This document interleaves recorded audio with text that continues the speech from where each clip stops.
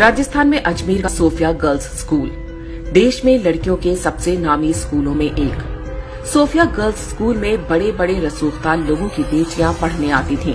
राजस्थान के कई आईएएस और आईपीएस अधिकारियों की बेटियां भी यहीं पर पढ़ती थीं। शहर में रहने वाले एक लड़के ने स्कूल की 9वीं क्लास की एक छात्रा से दोस्ती कर ली। छुट्टी के बाद वो छात्रा लड़के के साथ घूमने फिरने जाने लगी। लड़के ने छात्रा की अश्लील फोटो खींच ली। इसके बाद जो कुछ हुआ वो देश में अपराध के इतिहास में एक काले अध्याय की तरह दर्ज है, लेकिन आज भी भारत में इसके बारे में बहुत कम लोगों को पता है। ये घटना है वर्ष 1992 की और इसे अजमेर सेक्स स्कैंडल के नाम से जाना जाता है। सोफिया कॉलेज की 9वीं क्लास की छात्रा से दोस्ती करने वाले युवक का नाम था फारूक चिश्ती। उसका परिवार अजमेर के ख्वाजा मोइनुद्दीन चिश्ती की दरगाह पर खादिम का काम करता था। फारूक चिश्ती अजमेर युवा कांग्रेस का अध्यक्ष भी था।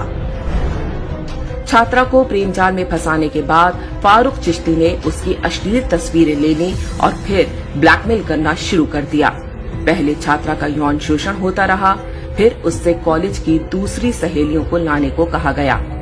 एक के बाद एक लड़कियां इस जाल में फंसती गईं और इज्जत बचाने के लिए वो अपने साथ दूसरी लड़कियों को भी लाती गईं। कुछ से तो उनकी भाभी और बहनों को लाने को भी कहा गया था।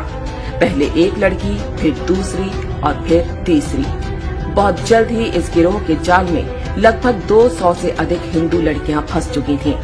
अब पुष्ट दावों के अनुसार लगभग 250 लड़कियां गिरोह के जाल में फंस चुकी थीं।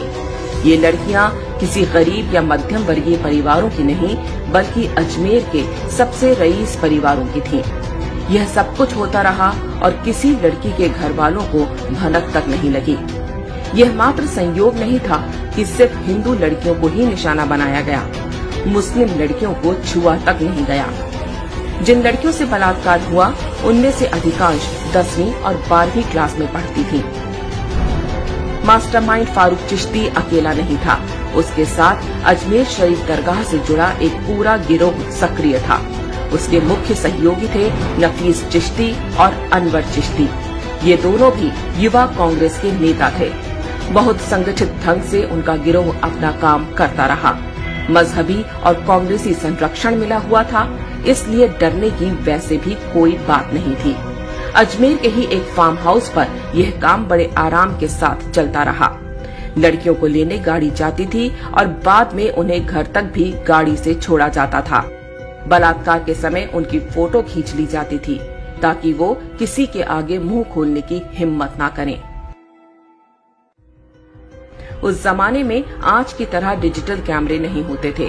तब कैमरे की रील धुलने जिस स्टूडियो में गई वह भी एक मजहबी व्यक्ति का था। स्टूडियो वाला भी एक्स्ट्रा कॉपी निकालकर अलग से लड़कियों का यौन शोषण किया करता था। ये ब्लैकमेलर्स स्वयं तो बलात्कार करते ही अपने दोस्त यारों को भी उपकृत करते। जिन लड़कियों के साथ बलात्कार और ब्लैकमेलिंग हुई उनमें से कुछ ने आत्महत्या करनी शुरू कर दी। एक ही स्कूल की छात्राओं का इस तरह आत्महत्या करना ही मामले की पोल खुलने का कारण बना।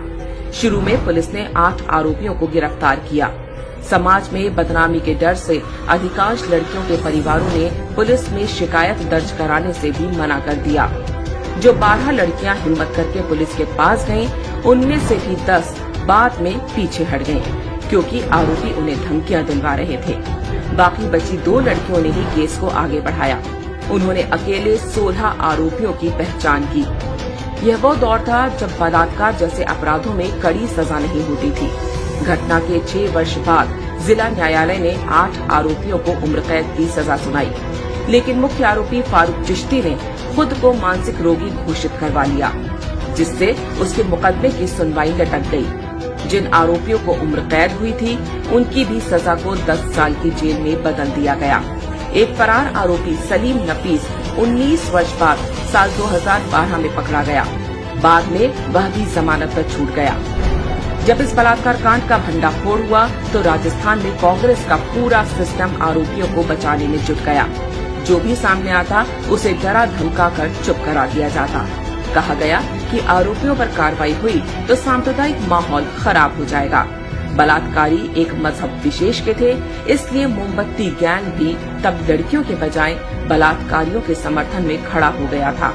सबका प्रयास यही था कि देश के लोगों को अजमेर की ख्वाजा मोइनुद्दीन चिश्ती की दरगाह की आड़ में हुए इस घिनौने और बर्बर कांड की कानों कान खबर न लगने पाए। उन्हें चिंता थी कि इससे दरगाह पर आने वाले हिंदुओं की संख्या कम हो सकती है। वास्तव में अजमेर गैंगरेप कांड की शुरुआत लव जिहाद से हुई थी। पूरी तरह से धार्मिक पहचान के आधार पर हिंदू लड़कियों को जाल में फंसाया गया। हिंदू आश्रमों और साधु संतों पर बेहूदी फिल्में बनाने वाले जिहादी बॉलीवुड ने भी कभी अजमेर के खादिमों के हाथों हुए इस बलात्कार कांड पर कोई फिल्म नहीं बनाई।